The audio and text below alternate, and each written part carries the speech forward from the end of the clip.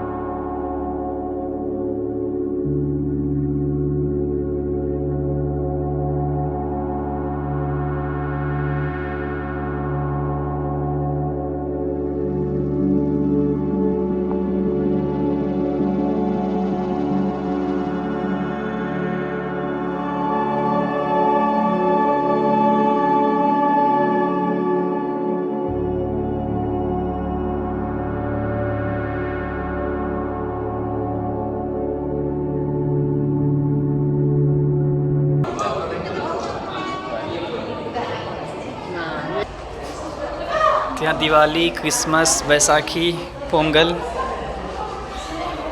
हर festival मनाया जाता है।